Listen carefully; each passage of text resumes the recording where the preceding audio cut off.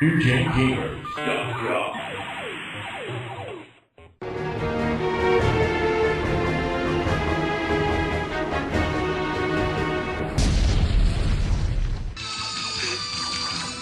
Can you jump up on top of that thing above you?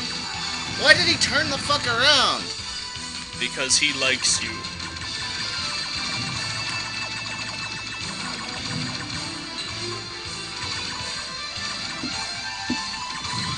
I thought for sure that a torpedo just came out of that Terminator's crotch and tried to attack you, but it turned out to be a helicopter in the background. The exit is behind the tank. So you have to turn the fuck around. There's no time. You can't kill it. It's impossible. I give up.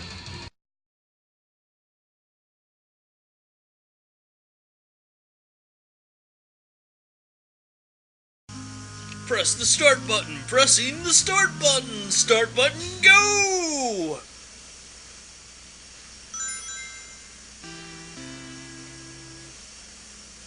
You know, that kind of takes away from my energy, the whole little lower key than what I had going there, you know what I'm saying? Welcome back, everybody. Apparently Luke's still on his little crack binge. And we are going to take a look at one of the most beloved and well-received Sega CD games. Lunar the Silver Star. You like the anime? It's rather nice. For the fact that it's, you know, done up like SNES style. Yeah. It's pretty sweet. Of course, the fact that they had so much more power than that does kind of disappoint me a little that they couldn't do better. Well, was the strength really in the processing power or in the storage medium? You make a fair point. The storage medium was the strength. It wasn't the processor power. Right.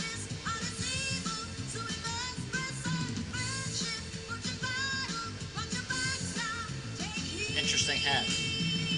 Yes, I get the impression he's the villain. Only villains wear hats that look like that.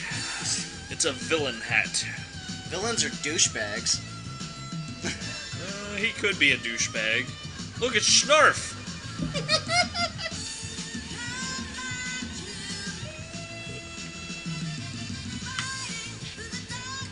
Wow. I wonder if I can do that if I concentrate. Airship! That looks so... Hello. I wonder if she transforms into a plane. Because I know a couple people that would pay to get on that ride. You did not just say that. Press start.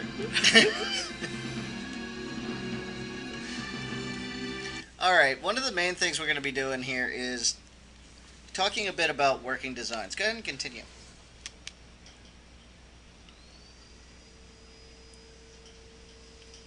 Why is the third one unavailable? I don't have no idea. Fair enough. Yeah, just not used. Restart game. Whatever. Maybe I didn't save it in the proper place before. Press start.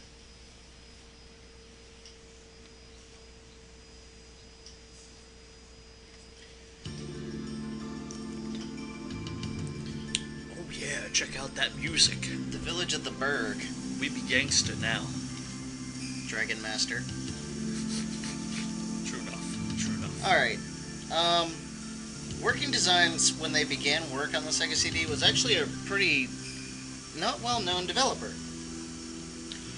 They were founded in 1988 by Todd Mark and Sylvia Schmidt, and originally were going to be a PC maker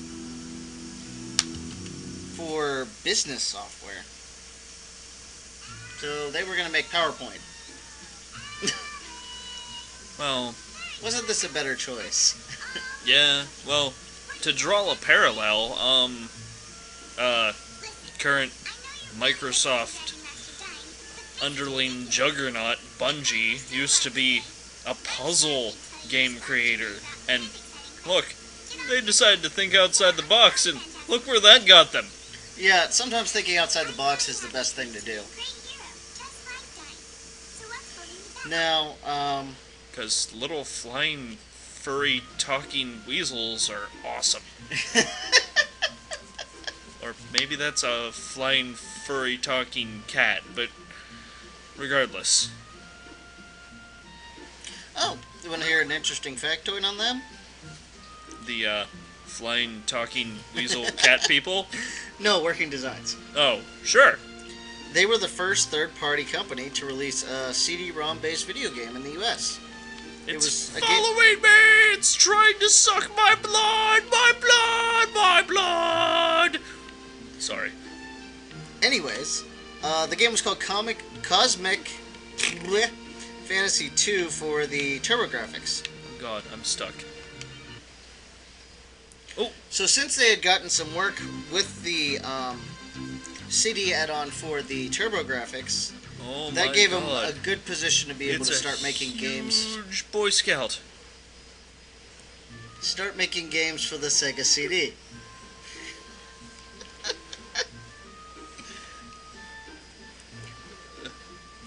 So, in 1993, they produced the English language version of Game Art, who made the game for Japan, for Lunar Silver Star.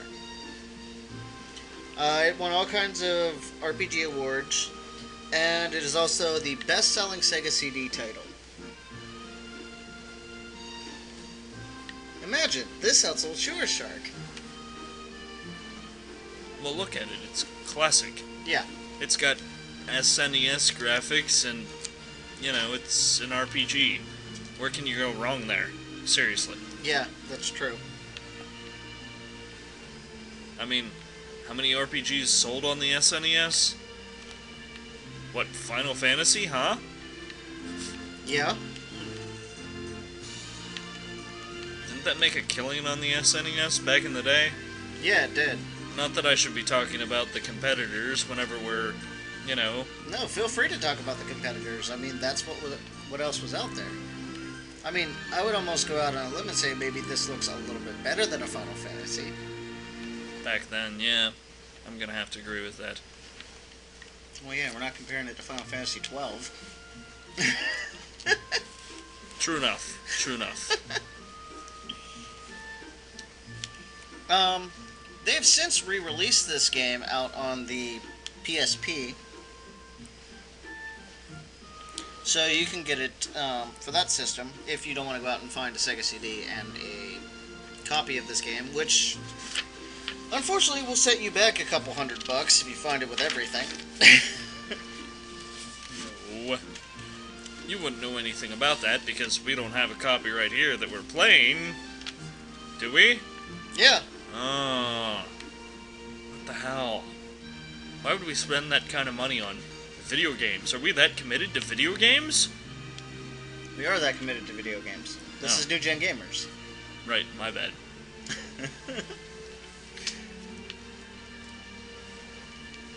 Speaking of committed... Well, get us a lockpick, damn it. Come on. I think I'm going to call the authorities and have Luke committed. It's probably a good call, actually. Yeah, the Sega CD actually had a pretty decent RPG lineup. Outside of the games from Working Designs, Bridge. they also had the Sega RPGs. There was also... well, do you count Snatchers an RPG? I don't know. It's a good question. Yeah, it was kind of a cyberpunk sci-fi one. Because you had to go around, collect clues, talk to people. So it was kind of Phantasy Star-esque. Kind of Phantasy Star-esque, only it was like real, like... It wasn't like space future, it was more like Blade Runner type future.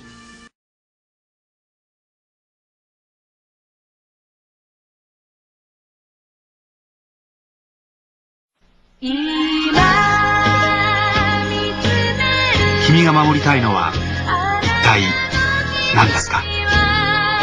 ドラマチック RPG ルナメガ CD から NewGenGamers.com.